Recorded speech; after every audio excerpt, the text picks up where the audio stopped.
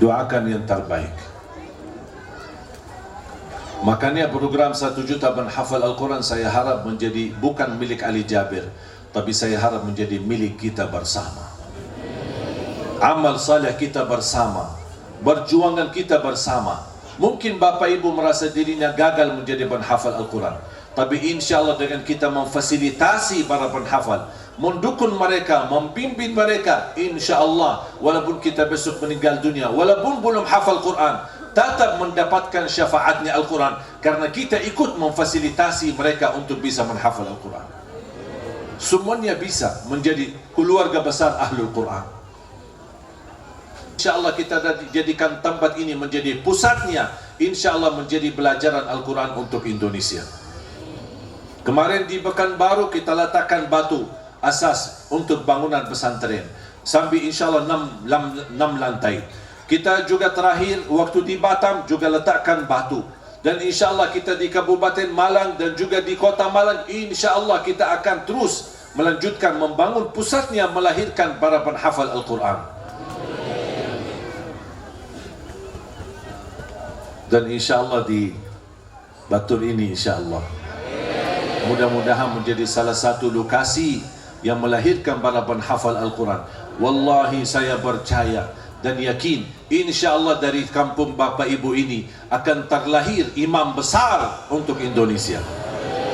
Terlahir para penghafal Al-Quran untuk Indonesia.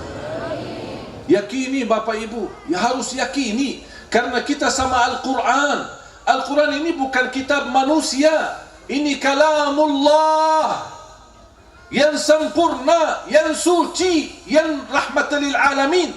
Jangan takut kalau selama bersama Al-Quran pasti dijamin kemuliaan dunia dan akhirat.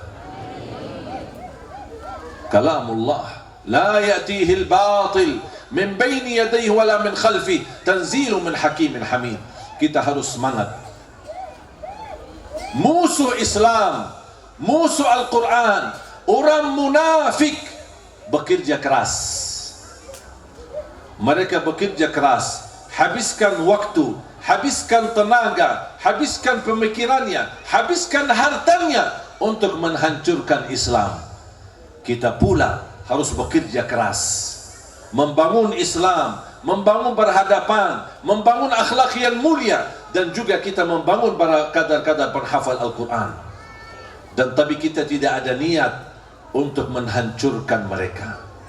Kalau mereka musuh kita, punya niat menghancurkan Islam dan umat Islam, kita ingin kerja keras, menghabiskan tenaga, menghabiskan waktu, menghabiskan harta untuk Islam dan Al-Quran, tapi kita tidak punya tujuan untuk menghancurkan mereka, karena Islam kita rahmatan lil alamin. Sama musuh kita pun kita kasih sayang, karena dia belum tahu.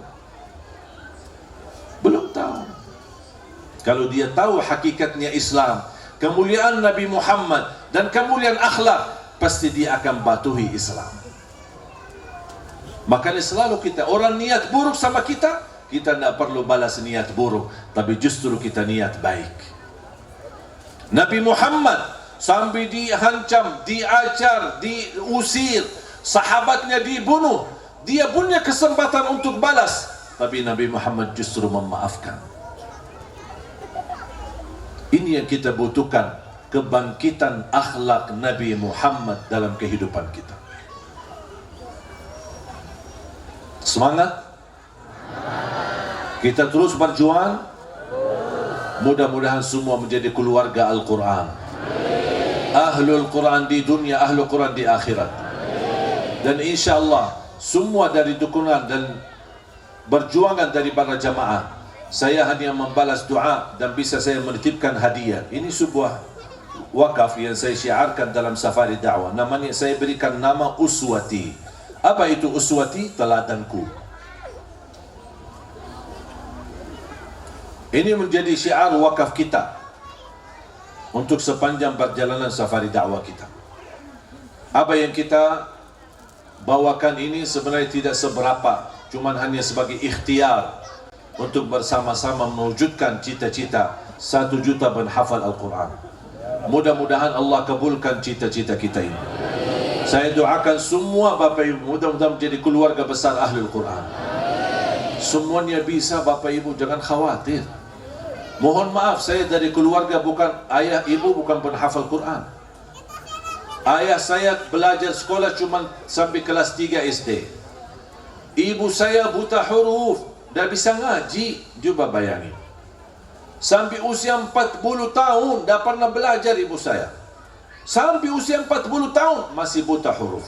Coba bayangkan, orang Arab dah bisa baca Quran, gimana orang Indonesia? Tapi Allah anugerahkan dari kedua orang tua saya, Allah anugerahkan keturunan 12, 9 laki 3 perempuan. Alhamdulillah 10 penghafal Al-Quran 30 juz, bukan juz 30. Alhamdulillah dari anaknya yang sudah hafal, sekarang orang tua saya mulai belajar dari nol. Ibu saya belajar dari nol, sudah usia 40 tahun lebih. Tapi Alhamdulillah sekarang ibu saya juga menjadi penghafal Al-Quran. Tak ada yang kata tak bisa. Kalau ada kemauan, pasti Allah kasih kemudahan. Tapi kalau tidak ada kemauan, bisa jadi bikin banyak alasan. Alasannya faktor usia, alasannya waktu, alasannya urusan anak, bisa bikin banyak alasan. Karena sebenarnya belum mau. Cuma tidak berani bilang, saya tidak mau. Cuma, tidak bisa. Banyak anak, stres, suami saya galak. Itu aja bahasanya. Alasan, itu alasan. Padahal kita bisa. Bisa bersama HP berjam-jam, tidak apa-apa. Sama Al-Quran, sama HP dari pagi. Bangun, pertama dilihat, HP. Mau tidur, terakhir lihat, HP. Kemana-mana bawa, HP. Masuk kamar mandi sama HP. Sambil kita tidur, terbawahin di bawah bantal apa? HP. Capek. Jangan-jangan besok di kuburannya bawa HP lagi. Berjam-jam tanpa kita sadar habis sama HP. Pas begitu mulai baca Quran, hanya baru sebentar. A'udzubillahi minasyaitonirrajim. Bismillahirrahmanirrahim. Astaghfirullahalazim. Syaitannya kuat. Baru aja mulai langsung sama HP-nya udah tidak apa-apa, lama sampai malam-malam. Makanya HP ini musibah akhir zaman. Bisa membawa kita ke neraka kalau kita tidak berhati-hati. Habis berjam-jam, itu umur dari kita kok terbuang begitu sia-sia. Bukan berarti tidak boleh bawa HP, boleh, tapi tolong dibatasi, jangan berlebihan. Harus kita menjadi manusia adil. Minta-minta keadilan dari Allah. Allah berikan yang terbaik. Kita aja sama Allah tidak adil. Minimal, saya tidak minta Bapak Ibu harus hafal 30 juz. Tapi minimal, jangan lewat satu hari tidak baca Quran. Bisa nggak dijaga? Minimal. Itu sudah paling malas. Mulai harimu baca Quran, tutupi harimu baca Quran. Berapa? Silahkan bebas. Mau baca satu halaman boleh. Mohon maaf, ada orang ibu berkata, tapi saya tidak bisa ngaji. Masih bisa dengar. Bisa nggak dengar? Udah, setelkan YouTube. Buka YouTube-nya. Dengar murattal. Kan banyak murattal di YouTube. Tinggal kita milih. Kalau bingung mencari ayatnya dan surahnya, tidak apa-apa, buka YouTube saya. Kan ada YouTube Syekh Ali Jabir. Bukan di situ, ada bacaan murattal Al-Quran. Tinggal kita ikuti. Sekalian subscribe ya, like dan share. Ya promosi lah. Semangat! Keluarga Al-Quran, pencinta Al-Quran. Coba sekarang saya komando ya. Kalau saya bilang mana pencinta Al-Quran, semua jawabannya ini pencinta Al-Quran. Yang mana? Yang ini. Yang mana? Yang ini. Di mana? Di sini. Siapa? Saya. Allahu Akbar. Ingat gak itu? Mau gak?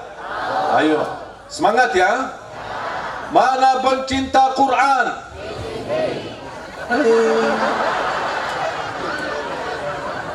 Gini saya ulang. Kalau saya bilang mana pencinta Quran, Bapak Ibu tunjukkan dua jarinya. Ini pencinta Quran. Mana pencinta Quran? Ini pencinta Quran. Yang mana? Yang ini. Yang mana? Yang ini. Yang mana? Yang ini. Di mana? Di sini. Siapa? Saya. Allahu Akbar. Habis saya, Allahu Akbar. Siap? Sudah tahu? Ayo kita kumandang lagu. Mana pencinta Quran? Ya semangat dong. Mana pencinta Quran? Yang mana? Yang mana? Di mana? Siapa? Luar biasa. Jadi rindu Hafiz Indonesia ya. Doakan Hafiz Indonesia sudah 7 tahun berturut-turut. InsyaAllah akan melanjutkan sampai akhir hayat insyaAllah. Mudah-mudahan terlahir banyak dari keturunan kita penghafal Al-Quran yang jadi imam besar dan membanggakan kita di hadapan Allah hari kiamat. Amin ya Rabbal Alamin. Sebelum saya tutup doa, dan dalam kesempatan ini saya sebenarnya ingin menghadiahkan kepada pembina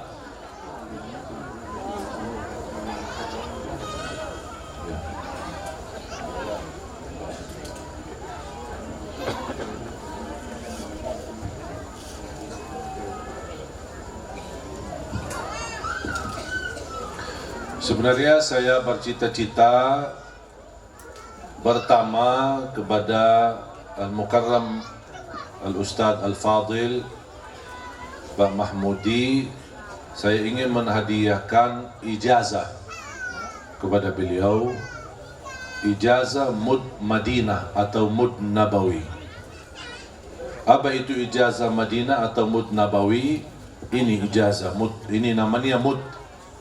Buat apa ini Mud? Ini sebenarnya digunakan oleh Rasulullah untuk wudu, untuk mandi.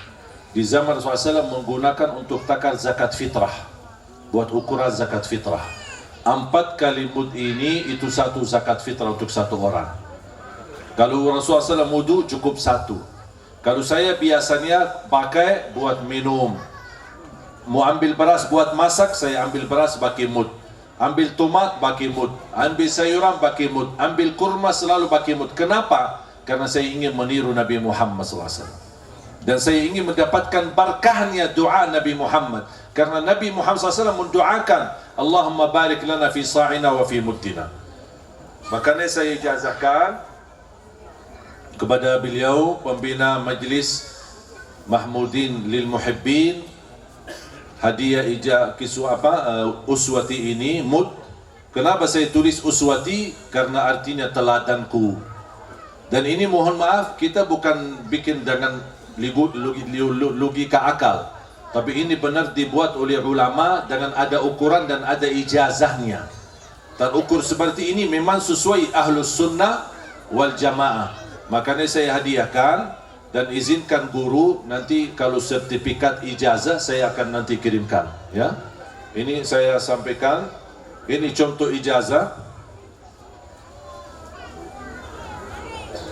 ya. Ini contoh ijazah yang bahasa Arab kan cukup padat, karena ini semua nama-nama guru kami yang nantinya sambung kepada sahabat Rasul Zaid bin Thabit. Dan saya bikin satu lagi bahasa Indonesia supaya jamaah yang tidak bisa baca bahasa Arabnya bisa mengerti intinya apa itu mud. Ini sudah ada di dalam bahasa Indonesia.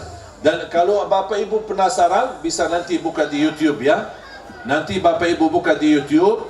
Nanti ada satu rekaman video saya praktik zakat fitrah, mengukur zakat fitrah menggunakan mud, dan juga saya praktik wudu, bagaimana Nabi Muhammad berwudu menggunakan mud. Ternyata Nabi Muhammad kalau wudu cukup 1, kalau mandi cukup 4. Mungkin ibu-ibu 20. Nanti ya nonton ya di YouTube ya, cari videonya cara wudu Nabi Muhammad menggunakan mud. Dalam kesempatan ini saya hadiahkan mud, ini ijazah, ini mud pribadi saya yang saya biasa pakai buat minum. Saya ijazahkan.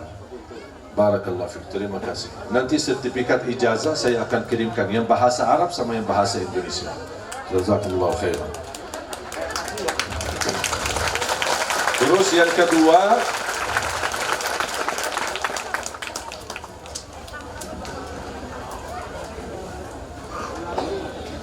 kedua, ini menjadi hadiah pribadi dari saya.